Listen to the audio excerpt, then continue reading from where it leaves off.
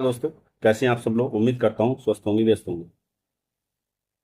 तो आज हम बात करने वाले हैं साथियों, जो मध्य प्रदेश में वर्ग 3 में बीएड धारी नियुक्त हुए हैं, उन पे एक बार फिर खतरा बना है।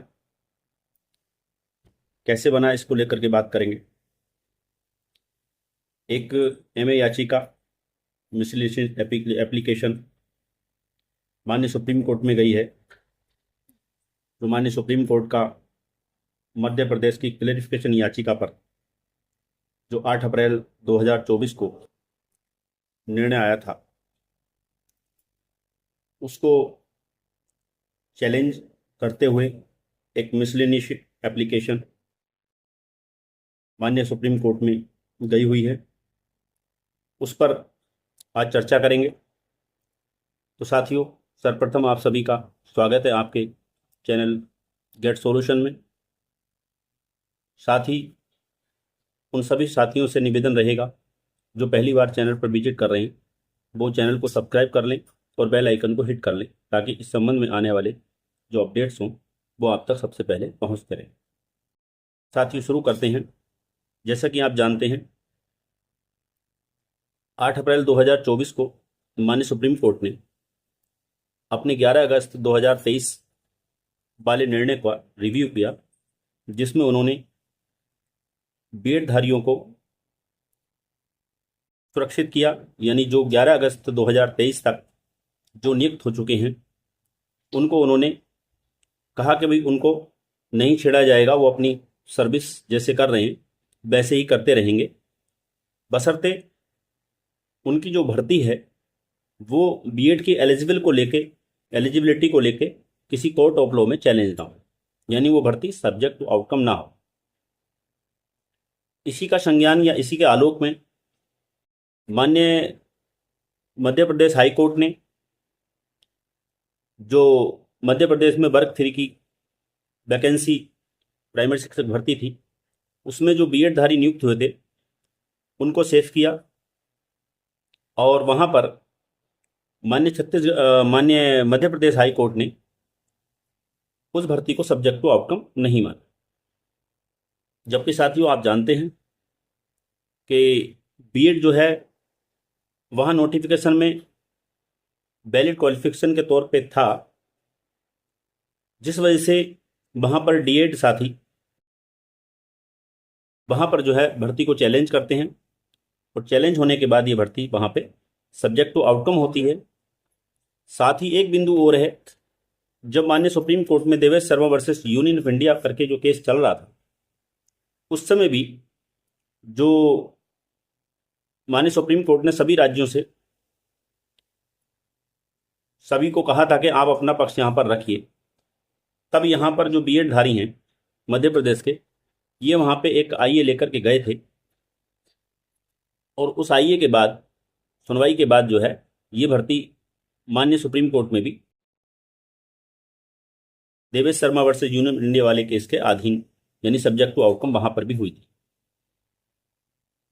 लेकिन जो 8 अप्रैल 2024 का निर्णय माननीय सुप्रीम कोर्ट का आया, रिव्यू जिन्होंने किया अपने निर्णय का, तो उसमें उसकी जो व्याख्या पहली बार, यानी उस पर जो उसके आलोक में जो पहला निर्णय दिया, वो माननीय मध्य प्रदेश हाई कोर्ट ने दिया है।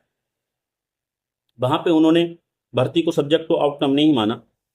उन्होंने माना कि यहाँ पर बीएड ने भर्ती को चैलेंज नहीं किया है, और बीएड यहाँ पे जो है सफिशिएंट क्वालिफिकेशन के रूप में, एक वैलिड क्वालिफिकेशन के रूप में नोटिफिकेशन में शामिल रहा है। हालांकि इसमें काफ़ी चीज़ें और भी हुई, जैसे मध्य प्रदेश सरकार से हाई कोर्ट ने जो है पूरा जो एक क्रमवार तरीके से पूरा जो है एकदम चार्ट मांगा गया था कि कौन सी तिथि में क्या क्या हुआ है इस भर्ती में, वो सारी चीज़ मांगी थी। लेकिन मध्य प्रदेश सरकार ने ऐसा कोई भी वहाँ पे चार्ट पेश नहीं किया था। उसके बावजूद भी माननीय मध्य प्रदेश हाई कोर्ट ने ये निर्णय वहाँ पर दे दिया था कि यहाँ पर बीएड को हम सुरक्षित कर रहे हैं, यानी इस भर्ती को हम सब्जेक्ट टू आउटकम नहीं मान रहे हैं, और सब्जेक्ट आउटकम वही भर्ती मानी जाएगी जहाँ पर बीएड वैलिड क्वालिफिकेशन के रूप में नोटिफिकेशन नहीं है, और वहाँ पर जो है बीएड ने कोर्ट में भर्ती को चैलेंज किया है, और वहाँ वो भर्ती सब्जेक्ट टू आउटकम हुई है। तभी भर्ती को सब्जेक्ट टू आउटकम मानी जाएगी 8 अप्रैल 2024 के निर्णय के अनुसार। ये जो मध्य प्रदेश हाई कोर्ट है उसने ये माना। तो मैंने पूर्व में कहा था कि इस फैसले से डीएड साथी संतुष्ट नहीं हैं और ये देर सवेर जो है माननीय सुप्रीम कोर्ट में फिर से मामला जाएगा 8 अप्रैल 2024 के केस को लेकर के, उसको लेकर के फिर मामला कोर्ट में जाएगा। तो साथियों, आपको मैं बता देना चाहता हूं कि Manoj Kumar versus union India करके एक case, sorry Pankaj Kumar versus union of India करके एक केस जो है माननीय सुप्रीम कोर्ट में गया हुआ है, जिसका डायरी नंबर 21767 है। उस केस की सुनवाई भी अभी 29 जुलाई को होनी नियत की गई है। अगर आप स्टेटस चेक करेंगे उसमें अभी कंप्यूटर जनरेटेड डेट जो दिखा रहा है वो जो है 29 जुलाई दिखा रहा है। तो 29 जुलाई इसमें सुनवाई होने वाली है। तो साथियों, यहाँ पर डीएड का सवाल यही है कि हमसे समानता का अधिकार छीना जा रहा है, हमसे न्याय मांगने का ही अधिकार छीना जा रहा है।